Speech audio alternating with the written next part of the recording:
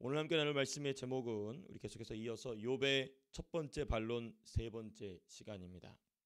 욥의 첫 번째 반론 세 번째 시간 같이 우리 살펴보도록 하겠습니다. 우리 어제 말씀에 이어서 우리 계속해서 욥이 엘리바스가 한 말에 대하여서 어떻게 반론하고 있는지를 좀 살펴보고자 합니다.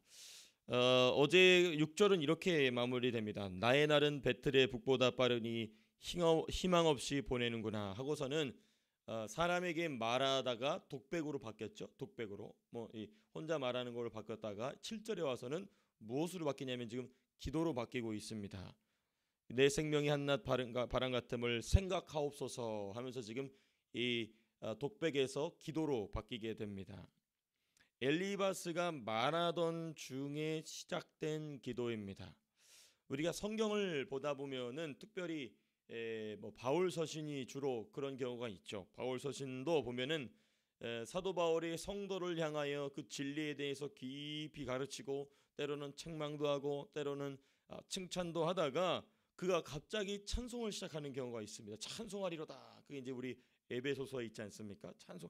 그 에베소 1장에 보면 나오는데 그 에베소서의 천상의 교회와 지상의 교회에 대한 얘기를 쭉 하다가 갑자기 그 이 성령의 충만함으로써 찬송하리로다 하면서 나오는 찬송 내지는 기도의 내용들이 바울 서신서에서도 우리가 발견할 수 있습니다.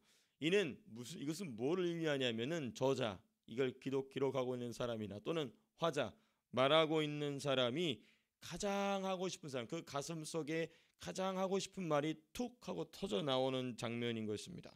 가장 중요한 내용이기도 하고 그 영의 충만함에서 나오는 내용 등입니다. 자, 그러면 이 욥의 고백은 어떤 것이냐? 욥기는 이 욥의 친구들뿐만 아니라 욥의 영적인 상태를 그의 말과 하나님을 향한 기도를 통하여 살펴보게 합니다. 그의 마음속에 가득한 것으로 지금 기도하고 있는 것이거든요. 그 보게 되면 이제 기도의 내용이 어떤지를 좀 보고자 합니다. 여기 보게 되면 이 기도의 내용을 보게 되면은 욥의 약점이 여실히 다시 드러나고 있는 장면입니다. 그러니까 사도 바울처럼 이 성령에 충만하여서 진리와 동일한 선상에 있는 찬송과 기도가 나오는 경우도 있지만 지금 욥의 경우도 똑같이 기도거든요. 그 자기 마음속에 충만한 것으로 꺼내 넣는데 하나님을 향한 기도인데 여기 보게 되면 욥의 약점이 숨겨져 있죠.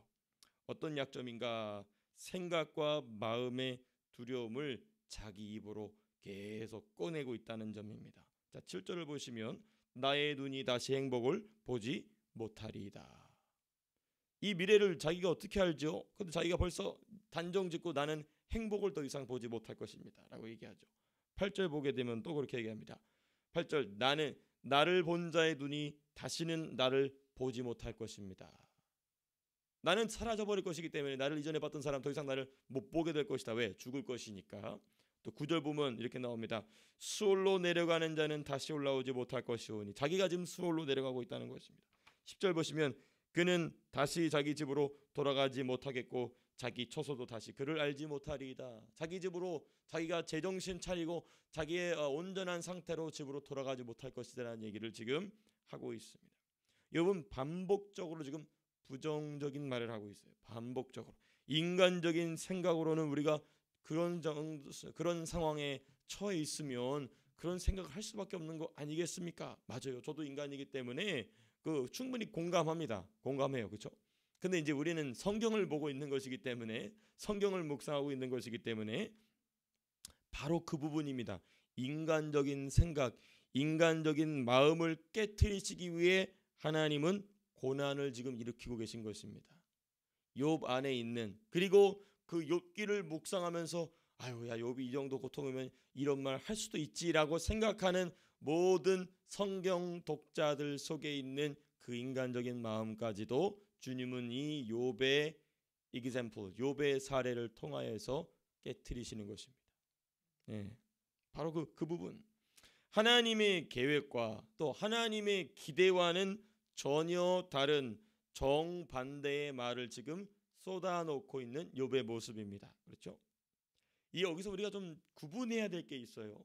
이게 이제 시편에 나오는 그 고통 속에 하나님께 기도하는 내용과 욥기에 있는 이 욥의 애가나 아니면 예레미야 애가나 이런 거 보게 되면 다 그냥 비슷비슷한데 왜 이렇게 욥기에 대해서 이렇게 너무 이렇게 뭐라고 될까 날카롭게 해석을 하냐라고 우리가 오해할 수 있습니다. 근데 잘 들어보시면 고난과 고통 자체의 괴로움을 하나님께 아뢰는 거는 너무 중요한 거예요. 하나님, 내가 이렇게 괴롭습니다. 나 이렇게 고통스럽습니다. 도와주세요. 나 너무너무 힘듭니다. 이거는 너무 중요한 거예요. 그런데 현재의 고통과 고난을 기준으로 미래를 예단하는 것은 매우 다른 일입니다. 무슨 말씀인지 제가 설명을 잘 들었는지 모르겠는데요. 고통 자체를 하나님께 아뢰는 거는 너무나 중요한 거예요. 그거 너무 필요한 건 반드시 그렇게 하셔야 됩니다. 하나님, 나 너무 아픕니다. 너무 마음이 괴롭습니다. 이 말씀 하셔야 돼. 하나님께 해야 됩니다. 그런데 그 내가 아프고 힘들고 괴로운 것 때문에 내 미래의 일을 내가 예측하는 것은 전혀 다른 문제라는 것입니다. 고통과 고난 중에도 바울과 실라를 보게 되면 그 굉장히 열악한 빌립보 감옥에 갇혀 있지 않습니까? 그런데 찬송해요. 그 고난의 현장 가운데 찬송합니다. 찬송함으로 영의 사람이 곧 속사람이 일하게 하는 겁니다. 속사람이 일하게 하고 큰 승리를 얻게 되었다는 것은 우리가 성경 전체 안에서 이 욥의 모습을 조명해 보면 이런 점이 우리가 배워야 될 부분이구나. 또 이런 점은 우리가 버려야 될 부분이구나라고 우리가 거울을 마주보듯이 바라보게 되는 것입니다. 그러므로 여기서 잠깐 소결론을 짓는다면 성도의 신앙생활의 승리는 속사람이 주도적으로 일하게 하는 것에 있습니다. 속사람이. 욥의 속사람은 그러면 어떠했느냐, 우리가 좀 생각해 볼 부분이겠죠. 자, 그다음 우리 조금 더 살펴보게 되면 나아가 욥의 이러한 언행이 있지 않습니까? 나는 이렇게 해서 없어질 것입니다. 난 이렇게 스올로 이제 죽어버릴 것입니다라고 계속해서 지금 매구절 얘기해요. 7절, 8절, 9절, 10절 계속 이야기합니다. 이렇게 말하는 언행은 본인이 세 친구를, 그렇죠? 지금 엘리바스와 이 나머지 두 친구를 계속해서 이 나름대로 또 가르치고 있지 않습니까? 어제 말씀을 통해서 우리가 본 것처럼 진리로 그들을 가르치고 있음에도 불구하고 사탄이 계속해서 활동하게 하는 근거가 됩니다. 이 말이 욥이 계속적으로 자기의 고통에 근거하여서 미래에 대한 부정적인 말을 꺼내놓으면 꺼내놓을수록 이 세 친구들은 집요하게 이 욥의 말을 붙잡고 늘어지게 됩니다. 왜 그렇죠? 욥이 계속해서 꺼내놓는 이 부정적인 말 때문에. 자, 이게 중요합니다. 그러니까 하나님의 말씀을 능통하게 가르치고 능통하게 전하는 사람이라 할지라도 그 사람의 평소의 언행이 어떠하느냐 굉장히 중요하다는 것입니다. 굉장히 중요하다. 후에 엘리후가 등장하면서 엘리후가 나오지 않습니까? 이제 네 번째 인물 캐릭터가 나오지 않습니까? 엘리후가 등장하여서 이 네 명을 전부 꾸짖습니다. 욥과 세 친구를 꾸짖어요. 그리고 나서 그 네 명이 대답을 하지 못합니다. 그제서야 말하는 것을 멈추죠. 그제서야 말을 멈추게 됩니다. 그런데 신비하게도 엘리후가 나타나서 그렇게 꾸짖음으로 그 네 명의 입을 탁 틀어막자마자 누가 말씀하기 시작하시죠? 하나님이 말씀하시기 시작하시죠. 그러자 하나님의 임재와 하나님의 음성을 듣게 됐다는 것은 우연적인 일치가 아닙니다. 당연한 것입니다. 하나님이 욥에게 응답을 하지 않으신 게 아닌 거예요. 1장부터 30 몇 장까지 39장인가요? 37장까지 하나님이 응답을 안 하신 게 아니고 누가 못 들은 거예요? 욥이 못 들은 겁니다. 그리고 욥의 세 친구는 욥의 말을 이해를 못한 것이죠. 못 듣고 못 들은 것이 계속해서 연속이 된 것입니다. 그래서 하나님의 임재를 경험하고 특별히 하나님께서 나에게 하시고자 하시는 말씀을 하나님이 왜 나에게 응답하지 안 하고 계신가? 그게 아니에요. 내가 못 듣는 겁니다. 무엇 때문에? 내 생각과 마음속에 가득한 나의 말 때문에. 그 욥도 보면은 하나님에 대한 말에서는 자기 생각으로 가득해요. 그것이 하나님의 음성을 듣지 못하게 하는 결정적인 장애물이 된 것이죠. 그리고 제3자, 사실상 네 번째 캐릭터지만 제3자인 이 엘리후가 등장해서 네 명의 입을 콱 틀어막고 나서 그제서부터 하나님이 나타나셔서 말씀하시죠. 그래서 욥이 하나님이 여기에 응답하지 않은 것이 아니라 욥의 생각과 마음에 자기의 말로 가득했기 때문이다. 그러니까 우리가 하나님의 응답을 얻어가는 과정은 어떤 측면에 있어서는 물론 다니엘과 같은 케이스가 있을 수 있습니다. 하나님이 기도하자마자 응답을 내려서 다니엘에게 주시고자 하는 경우도 있지만 우리가 오늘 이 욥기를 통하여서 묵상하게 되는 기도에 대한 가르침은 내 안에서 주님이 이미 말씀하고 계신데 내가 못 듣고 있는 것도 있구나 라는 것을 가르쳐 준다는 것이죠. 자, 우리 그럼 이어서 욥기 7장 11절 말씀부터 좀 보시게 되시면 이 7장 11절에서부터 21절까지도 욥이 하나님을 향하여 기도하는 장면이 계속 이어지고 있는 내용입니다. 계속해서 기도하는 내용이 이어지고 있는데요. 크게 좀 세 부분으로 좀 나눠서 보고자 합니다. 첫째는 욥을 단련하시는 하나님에 대해서 욥이 이야기합니다. 또 두 번째는 욥을 지키시는 하나님에 대해서 욥이 이야기합니다. 그리고 제가 이 두 욥의 기도의 내용을 통하여서 발견한 한 가지 사실 세 번째 것을 좀 함께 나누고자 하는데요. 죄송합니다. 먼저 욥을 단련하시는 하나님 보시게 되면 하나님은 욥을 어떻게 단련하고 계신가 11절에 잘 나와 있습니다. 그런즉 내가 내 입을 금하지 아니하고 내 영혼의 아픔 때문에 말하며 내 마음의 괴로움 때문에 불평하리이다. 지금 욥은 몸에 엄청난 질병이 찾아왔죠. 그렇죠? 피부병이 찾아왔습니다. 또 마음이 괴롭습니다. 영혼이 그 영이 아픕니다. 그러니까 지금 하나님은 욥을 전인적인 성장을 시키기 위해서 전인적으로 훈련시키고 계세요. 몸과 마음과 영을 훈련시키고 계신 것입니다. 욥의 전인적 성장을 위한 하나님의 단련이다. 하나님이 훈련을 시키실 때 고난을 통하여 사람을 성장시키실 때 보면은 참 이게 복합적으로 일어납니다. 그렇죠? 그 영적인 상태나 마음의 생각과 마음이나 그 육체적인 그 괴로움이 동시에 오는 경우가 있어요. 지금 욥도 그런 것입니다. 특별히 12절 보시면 이런 표현이 있습니다. 내가 바다니까 바다 괴물이니까 주께서 어찌하여 나를 지키시나이까 라고 돼 있어요. 이 바다라는 표현을 좀 우리가 좀 주목해 보고자 합니다. 하나님은 지금 욥을 바다와 같이 넓은 사람으로 만들고 계신다라는 것을 욥이 본인도 모르게 지금 자기 입으로 얘기하고 있는 것입니다.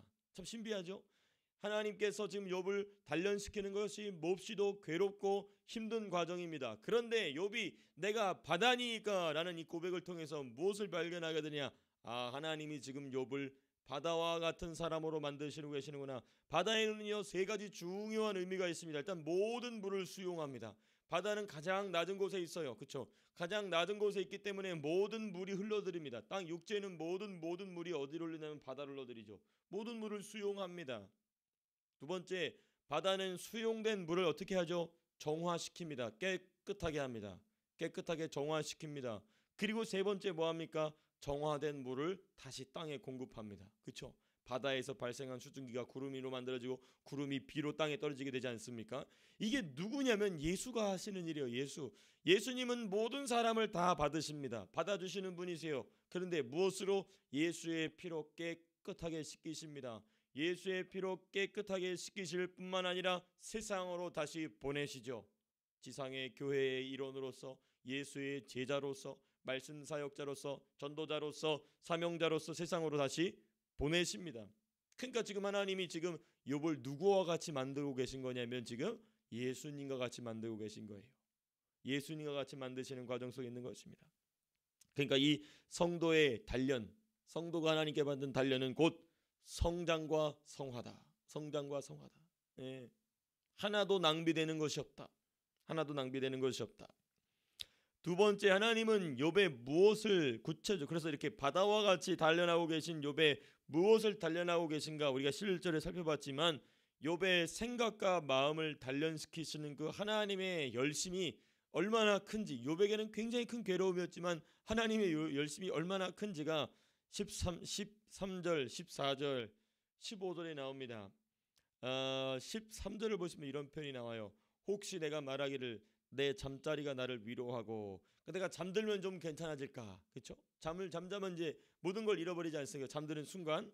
그런데 14절 보니까 이렇게 나옵니다. 내가 잠들었을 때 주께서 꿈으로 나를 놀라게 하시고 환상으로 나를 두렵게 하시나이다. 하나님은요 욥의 생각과 마음을 단련하시기 위해, 다른 말로는 깨트리시기 위해 무엇을 사용하시냐면 꿈과 환상까지도 사용하신다는 것입니다. 이 꿈이라는 게 뭐죠? 이게 뭐냐면 잠재의식입니다. 잠재의식이에요. 잠재의식. 욥의 잠재의식까지도 하나님은 지금 다루고 계신 거예요. 사람은 보통 자기의 살아있는 의식으로 살아가는 것 같지만은 그 살아있는 의식 이면에 있는 그 잠재의식, 본능적으로 나오게 되는 그 잠재의식, 하나님은 그것까지도 지금 깨트리고 계신 것입니다. 무엇을 통하여?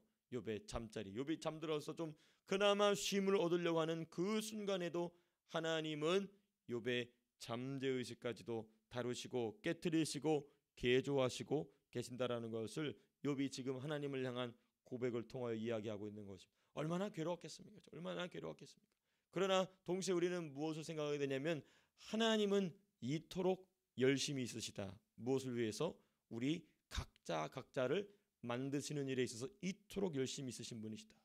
그러므로 우리는 성령이 근심하게 하게 해드려서는 절대로 안 됩니다. 성령이 오늘 우리가 이제 돌아오는 주일날 성령이 근심하게 하지 말라는 그 내용에 대해서 좀 아마 이번 주나 다음 주 나오게 될 텐데, 하나님이 우리를 만들어 가시는 과정 가운데에 오히려 성령을 기쁘시게 하실 수 있는 저 여러분들 되시기를 주님 이름으로 축복합니다. 자, 두 번째, 욥이 이 기도 내용 중에 이제 뭐가 나오게 되냐면 욥이 하나님이 자신을 지키고 있음을 또 자기 입으로 얘기를 해요. 12절 보시면 이런 표현이 있습니다. 12절 마지막에 어찌하여 나를 지키시나이까? 나를 그냥 확 죽어버리게 놔둬버리시지 왜 나를 지키십니까? 죽지 않게 왜 나를 살려두십니까? 이 얘기예요. 또 17절 보시기에 그에게 마음을 두셨다. 자기에게 하나님 마음을 두고 계신다는 거예요. 그래서 아침마다 권징하시고 순간마다 단련하시나이까? 18절에 나와 있죠. 또 19절 보면은 내가 침을 삼킬 동안에도 나를 놓지 아니하시기를 어느 때까지 하시리까? 또 20절 보니까 사람을 감찰하시는 이요. 하나님이 지금 자기를 감찰하고 계신다는 거예요. 그러니까 욥은 지금 고통 속에서도 하나님이 자기의 생명을 놓지 않고 붙잡고 계심을 명확하게 알고 있다는 것입니다. 하나님이 자신을 여전히 강하게 지키고 계심을, 붙잡고 계심을 알고 있었다는 것이, 이게 바로 뭐냐면 하나님이 마귀에게, 사단에게 주었던 제한입니다. 활동의 제한이에요. 성도의 특권이죠. 자, 그런데 이 우리가 지금 두 가지를 말씀드렸죠. 욥의 기도 속에 나온 하나님이 하시는 일, 욥을 단련하고 계시면서 동시에 욥의 생명을 지키고 계신 하나님, 제가 이렇게 두 가지 좀 살펴봤습니다. 그런데 여기서 제가 발견한 중요한 특징이 오늘 말씀의 결론인데요.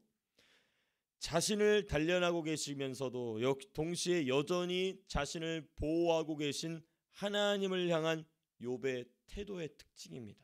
아주 중요한 태도인데 뭐냐면, 첫 번째, 전인적 고통을 속히 끝내고 싶어합니다. 우리가 10절까지 살펴봤죠. 7절에서부터 10절까지 살펴본 것처럼 이 고통을 죽음으로써 빨리 끝내고 싶어했습니다.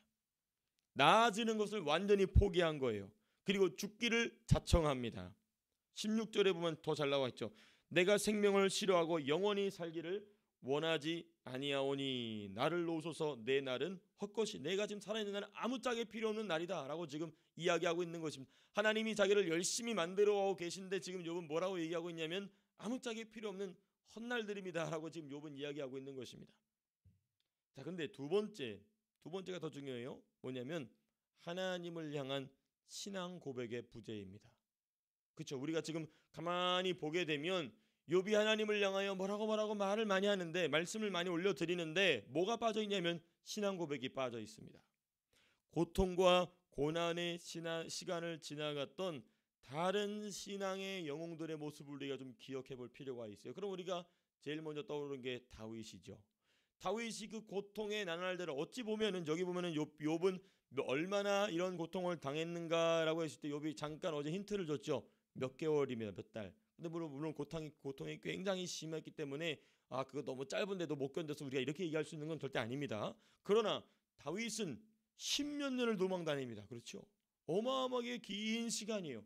긴 시간 동안 다윗은 하나님께 고통을 호소하고 이 고난이 속히 끝나기를 호소하다가도, 어떨 때는 막 하나님께 막 컴플레인을 막 하다가도 거의 대부분은 욥의 그 기도에 그 고통에 대한 호소는 뭐로 끝납니까? 찬송으로 끝나요. 하나님을 향한 고백으로 끝납니다. 그렇죠?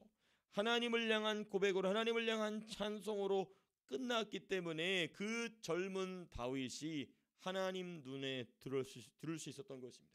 그 고통에 대하여 온갖 얘기를 다 꺼내놓는다 할지라도 항상 마지막에는 여호와 하나님은 나를 지키시는 분이시고 나의 여호와를 찬송하겠습니다라는 그 귀한 고백이 다윗을 성군으로 만들 뿐만 아니라 장차 오실 메시아 나라의 가장 핵심적이고 두드러지는 모델로 하나님이 만드신 이유라는 것입니다. 그런데 우리가 오늘 이 욥의 고백을 보게 되면 뭐가 빠져 있습니까?